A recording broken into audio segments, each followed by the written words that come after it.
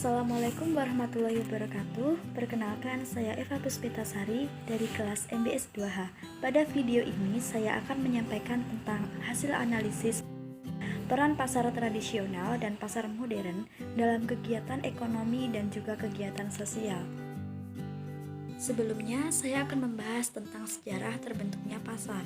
Pasar itu sendiri berawal dari kebiasaan masyarakat pada zaman dahulu yang menggunakan sistem barter atas barang yang dibutuhkannya, namun tidak diproduksi sendiri. Untuk melakukan barter, dipilih sebuah tempat yang disepakati bersama dan lama-lama tempat tersebut berubah menjadi pasar. Kegiatan yang dilakukan di pasar pun tidak hanya sekedar barter, namun sudah berupa kegiatan jual beli dengan menggunakan alat pembayaran berupa uang. Lalu, apa itu pasar? Pasar adalah sebagai tempat transaksi jual beli antara penjual dan pembeli yang memiliki peran dan fungsi penting dalam kegiatan ekonomi masyarakat. Dalam pengertian sederhana, pasar adalah tempat bertemunya pembeli dan penjual untuk melakukan transaksi jual beli barang atau jasa. Hal ini didorong oleh faktor perkembangan ekonomi yang pada awalnya hanya bersumber pada kebutuhan untuk memenuhi kebutuhan pokok. Kebanyakan menjual kebutuhan sehari-hari seperti bahan-bahan makanan berupa ikan, buah, sayur-sayuran, telur, daging, kain pakaian, barang elektronik, jasa, dan juga yang lain-lain.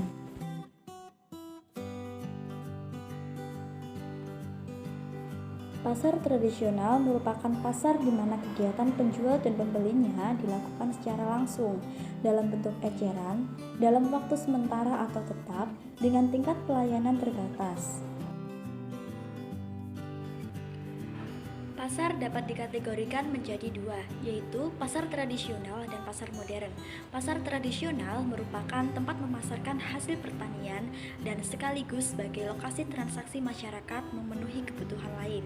Berbeda dengan pasar modern atau mall, pasar jenis ini lebih cenderung sebagai tempat wisata belanja.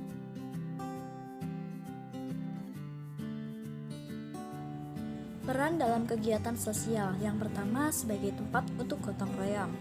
Gotong royong merupakan cara kerja yang sifatnya beramai-ramai pada saat mengerjakannya. Biasanya mereka akan saling membantu untuk sebuah pekerjaan agar lebih mudah dan cepat selesai. Cara kerja bergotong royong ini sudah ada sejak lama dan sudah menjadi budaya masyarakat. Yang kedua sebagai tempat hiburan. Biasanya orang akan pergi ke pasar untuk membuat suatu kesenangan tersendiri. Mereka butuh hiburan seperti melihat keramaian, melihat orang yang jarang dilihat, dan suasana yang berbeda. Hal ini dapat menghilangkan rasa letih setelah bekerja selama 1 minggu. Yang ketiga, sebagai tempat untuk mencari informasi. Pasar sebagai tempat mencari informasi untuk sebagian orang yang datang ke pasar hanya untuk berkumpul bersama teman-teman, bercerita, dan bertukar pengalaman masing-masing. Yang keempat adalah sebagai tempat untuk bersilaturahmi. Bertemu sama saudara dan teman dengan sengaja untuk mengetahui kabar keadaannya adalah salah satu cara untuk mempererat hubungan antara sesama manusia. Yang kelima adalah sebagai tempat untuk bersedekah. Pasar dilihat dari bidang sosial agama sebagai tempat bersedekah. Hal ini terlihat dari pasar sebagai tempat untuk mengadakan penggalangan dana untuk suatu acara yang sifatnya untuk orang banyak. Dengan memberikan sumbangan, seseorang telah bersedekah dan akan mendapatkan pahala. Yang keenam, sebagai tempat untuk membuka usaha. Banyaknya orang yang datang ke pasar menjadikan pasar ini sebagai tempat yang paling strategis untuk membuat atau membuka suatu usaha, sehingga pasar bisa menambah penghasilan seseorang untuk memenuhi kebutuhannya sehari-hari. Yang ketujuh, pasar sebagai alat ukur status ekonomi. Pasar sebagai tempat pengukur suatu status ekonomi dalam kehidupan bermasyarakat, di mana seseorang yang tidak berbelanja atau jarang pergi ke pasar ini dianggap tidak punya uang dan kurang mampu. Hal ini dapat terlihat kebanyakan orang jika diajak ke pasar selalu jawabannya tidak ada uang. Selanjutnya kita akan membahas peran pasar dalam kegiatan ekonomi. Yang pertama, peran pasar bagi produsen. Bagi produsen, pasar berperan membantu memperlancar penjualan hasil produksi sekaligus kesempatan mempromosikan produknya. Di pasar, produsen dapat menjelaskan keunggulan produknya itu untuk meyakinkan konsumen.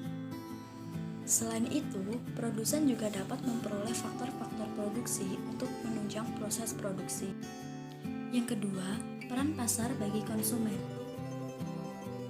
Bagi konsumen, pasar berperan memudahkan konsumen memperoleh barang dan jasa yang dibutuhkan. Konsumen tidak perlu repot mencari tahu karena apa yang dibutuhkannya telah tersedia di pasar. Konsumen dapat datang ke tempat penjualan atau memesannya untuk diantar ke rumah. Kemajuan teknologi membuat jarak dan waktu bukan lagi kendala untuk memperoleh produk yang dibutuhkan. Yang ketiga, peran pasar bagi sumber daya manusia. Kegiatan perdagangan di pasar membutuhkan tenaga kerja yang tidak sedikit. Semakin luas suatu pasar, semakin besar tenaga kerja yang dibutuhkannya. Dengan banyaknya tenaga kerja yang dibutuhkan, pasar turut membantu mengurangi pengangguran, memanfaatkan sumber daya manusia, serta membuka lapangan kerja. Yang keempat, pasar sebagai pembentuk harga. Kegiatan tawar-menawar akan terjadi di dalam pasar, sehingga dapat menghasilkan kesepakatan harga, dan harga pasar akhirnya akan terbentuk.